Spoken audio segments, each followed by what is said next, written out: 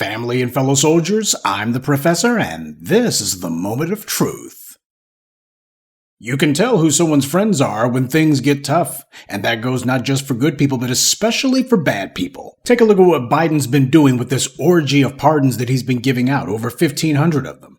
Pardons are not meant to be used to keep your pals and relations from suffering the consequences of their illicit behavior. Pardons were meant for people who are either wrongfully convicted for acts that they didn't even commit, or for people who, in the extreme cases, were convicted under mitigating circumstances that were egregiously ignored. It was meant for innocent people, like John White, wrongfully railroaded into prison for defending his family from a gang of thugs who came to his house after they had brutally beaten his son at a so-called party. It wasn't meant for trash like the Daniel Perrys or the Hunter Bidens. But that's how it's been used under white supremacy. That's exactly how it was set up by the country's founders. They wanted to make sure that there would be a get-out-of-jail-free card for people who are at the right social, economic, and political strata, for the people at the top. Now, for everyone else, they have to live under the law. But as for the people who are at the top, the people who are plugged in, well, they get to live under fiat. And that's how they set it up, because white supremacy never had any interest in justice. White supremacy is the opposite of justice. So, of course, when it comes to their laws and their criminal justice system, it's actually a criminal injustice system, because that's what it actually produces. But that was the goal from the very beginning. Make sure that everybody else would live under the law, but the white supremacists lived under their own rules. Now, Biden has gone on this slew of issuing pardons left, right, and center to people who everyone knows are guilty as hell, but here's just a few examples, because some folks wanted to bend over backwards saying that, well, Hunter Biden was the only pardon that he gave that anybody dared to question. Why? It was just a matter of mitigating circumstances. He was just a political prisoner when you think about it. Yeah, well, let me go ahead and show you some cases of people who were not being railroaded. Former Pennsylvania Judge Michael Conahan was convicted in 2011 in what was infamously called the Kids for Cash scandal, where he took kickbacks from for-profit detention centers in exchange for wrongly sending juveniles to their facilities. The case was widely considered to be one of the worst judicial scandals in Pennsylvania history. Now, Conahan was not in prison at this point. He was already out, but he was under house arrest, with his house arrest set to end in 2026. But apparently Joe Biden felt that was apparently a little bit too harsh for this criminal. After all the lives that he destroyed and the crimes that he committed, well, we don't need this guy to be under house arrest any longer. Hasn't he suffered enough? This was a so-called judge who was willfully and knowingly wrecking the lives of children so that he could get more money from these detention centers. He was running a racket out of his courtroom, and Biden decided, well, this guy, he shouldn't be punished anymore. We need to cut him a break. The misconduct of Conahan and another Luzerne County judge led the Pennsylvania Supreme Court to throw out 4,000 juvenile convictions, and the discredited state judges were ordered to pay $200 million to their victims. This is who Joe Biden was bending over backwards to let out. Now, are we going to say that Donald Trump was headhunting for these guys, that these guys were wrongfully convicted? That their prosecutions were nothing more than a kangaroo court by political enemies who simply wanted to put them away for no reason? Is that what we're going to say about them? Because that's what these people have been saying about Hunter Biden. So let's go ahead and say about this too, right? I mean, this is not Joe Biden deciding that he's going to be using his position to allow criminals, people he knows to be blatantly guilty, to walk, right? Corrupt judges are the crux of what's wrong with the injustice system. We see it over and over again. Whenever the police are convicted by a jury, it's the judges who decide that they're going to issue what amounts to an acquittal from the bench. Oh, this guy is guilty of murder outright? Well, we're going to just say 5 years, with most of it being time served. That's deliberate. That's them showing you that they're all on the same page. They're operating out of the same playbook. These people have decided amongst themselves that as far as they're concerned, they're going to ignore the law when it suits them. This is what's wrong with the injustice system to a large degree, but the politicians have bent over backward to make sure that these judges are never held accountable. Why?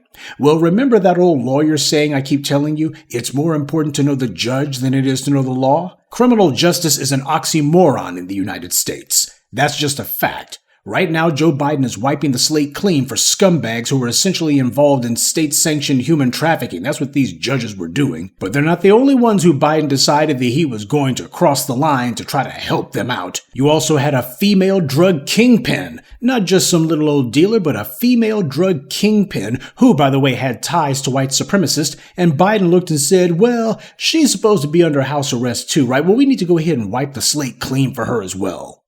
I know God has forgiven me, and I'm working on forgiving myself. Only on 6 tonight, a former drug kingpin and a white supremacist gang will be a free woman in a week.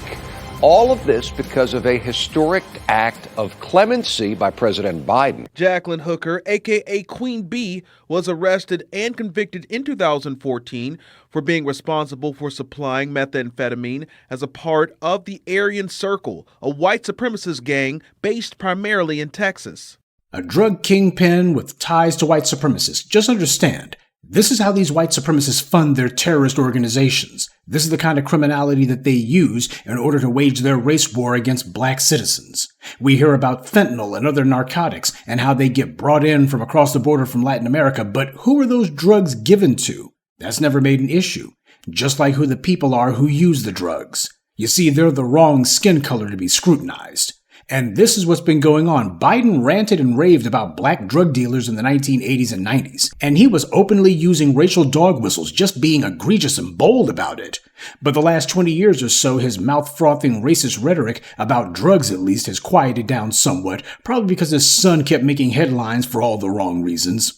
I guess white drug dealers who are pushing opiates, which has killed far more people than crack ever did, is less of a problem in Biden's eyes. But then again, he's not alone. The white media has not demonized opiate dealers like they did crack dealers. You're not seeing a slew of movies or TV shows constantly glamorizing a war on drugs. They don't show you a nonstop tsunami of white faces pushing poison in the streets and sending in this tsunami of illicit drugs. They don't do that. If it's not black people, then all of a sudden we need to be more understanding. You can practically hear them breaking out the sad violins. They don't want people to have a mental connection between white drug dealers or users and militarizing the police to go after them or to lock them up for decades on end. Joe Biden certainly doesn't want to make that kind of connection. The rhetorical defense that's been used for a lot of these pardons that Biden has issued is that most of these folks had already been released from prison and that they were mostly under house arrest or some other form of outside of prison confinement. Now keep in mind, Biden is releasing white supremacist collaborators and crooked judges who locked up kids for cash. And he's taking all of this heat. He's taking all of this criticism. He's got all of these people looking at him and saying, what the hell is wrong with you? He's taking all of this criticism in stride. But he's not said a single word about granting clemency to Assata Shakur, a truly innocent woman who can't return to the land of her birth. And Biden's not saying a word about it. And neither are the rest of these phony, bleeding heart liberals out here who are just so concerned about the plight of the incarcerated, even though Hunter Biden never spent a single moment behind bars. Assata Shakur isn't in prison, but she is in what amounts to outside of prison confinement. And if these other criminals with ties to white supremacists and locking kids up for no reason just so they can make money off of it, if these individuals get Biden's sympathy, and he can take all of this heat and criticism for these clearly guilty as hell criminals, angering and enraging his own Democrat base like the people out there in Pennsylvania, Josh Shapiro is rightfully losing his mind about this. Never mind the fact that other people who were charged and even convicted right alongside Assata Shakur have actually been released from prison. Other people who were sent to prison for the alleged crimes that Assata Shakur also was convicted of, these individuals have since been released. So that being the case, what is the sense in not granting clemency to this woman? She's in her 70s. After all, black people are told all the time, well, you know, we can't be doing anything about all of these Jim Crow killers and these segregationist murderers and such. I mean, that stuff was a long time ago. I mean, the past needs to be the past at some point, doesn't it? You people just need to get over it and let it go. And for the last 500 years and the last 150 years specifically, that's precisely what black people have been told. That has been white society's get out of guilt free card, to simply tell black people it was a long time ago, and that is a shield that wards off all moral responsibility or accountability. That is the perfect dodge, or at least it's treated as that.